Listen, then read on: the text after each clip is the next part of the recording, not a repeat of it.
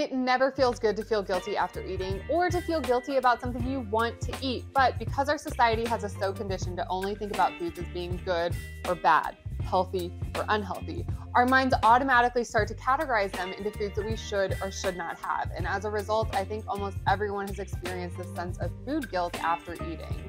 My name is Cara, and I'm a registered dietitian with a weight-inclusive practice, and this channel is all about fearlessly nourishing meals. So in this video, we're going to go over a quick exercise that you can try at your very next meal to start to reframe some of the language you use to describe your food, and that can help lessen some of those feelings of food guilt that you might be dealing with. And honestly, this might feel really challenging, but the idea is simple. I want you to describe your food with as many creative and descriptive terms as possible without using anything that refers to its nutrition or how many calories it has.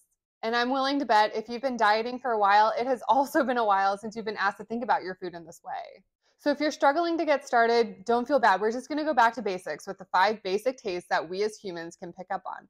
And that is sweet, salty, sour, bitter, and my personal favorite, umami, which is a savory type of flavor. So let's go back to that meal that you're imagining and start to categorize it based on how it tastes. Is it more salty and savory, or do you feel more sweet flavors coming through, or sourness and bitterness from some of the ingredients? From there, we can get even more creative with the ways that we're describing these flavors.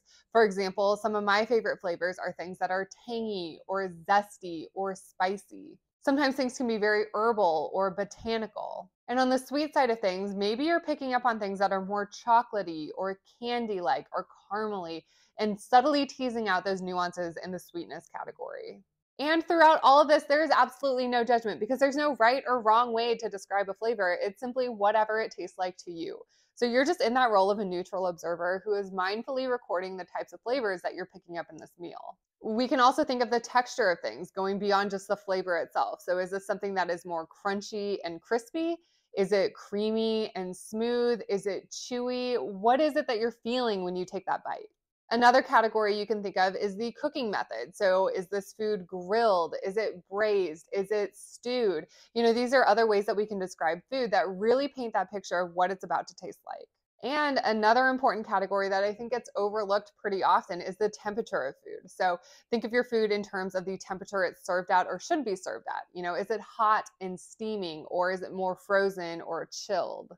And last but not least, we can start to think about some of the quality descriptors. And I don't mean quality in the sense of we're casting judgment on this food. I simply mean the quality of that eating experience for you. So think of things like mouth-watering and delicious, decadent or indulgent. This was satisfying and enjoyable. It was colorful and vibrant, flavorful, delicious, aromatic, all of these different things that we can use to describe food that, again, don't cast any judgment on it whatsoever. And you'll probably notice at this point, none of these lists have included the word healthy.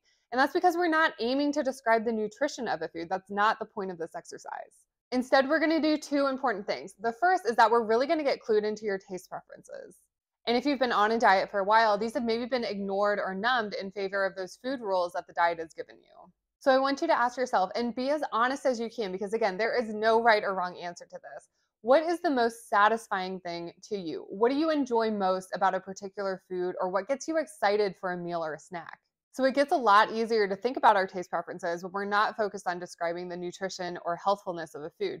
Instead, we can ask ourselves the more important questions about preferences, like, do we like things that are more chewy or crunchy? Do we want things to be hot or more chilled? What is the cooking method that we really like best for a particular food, like broccoli? Is it steamed? Is it roasted? Is it grilled? Is it raw? These are questions that, again, have nothing to do with the nutrition that's in that particular food. It has everything to do with what we find the most enjoyable about eating it. And as we start to practice this with more and more different foods, we might realize there's some foods that you may not genuinely like at all. And we can ask ourselves, why is it that we're eating those? Now, the second important thing that happens when you try this exercise is that it will temporarily turn off the part of your brain that is constantly trying to calculate how many calories are in a food, how big of a serving you can have, and what types of nutrients are in it.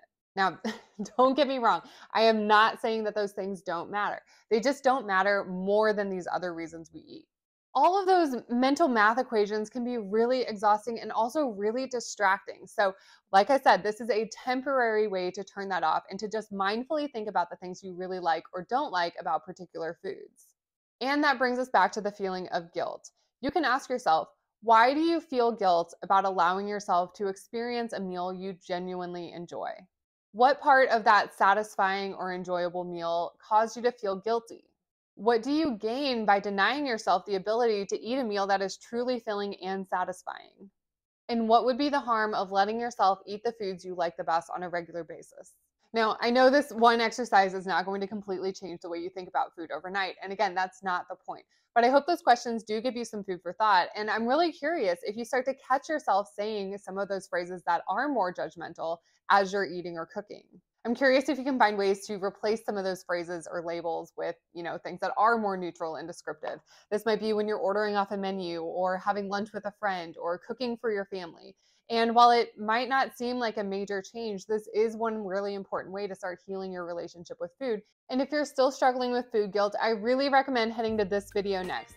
Give that a watch because it's another way to start working through those feelings of food guilt and shame that might show up when you're trying to leave dieting behind. My name is Cara, and I'm the dietitian behind Street Smart Nutrition. Thank you so much for watching, and cheers to more fearlessly nourishing meals.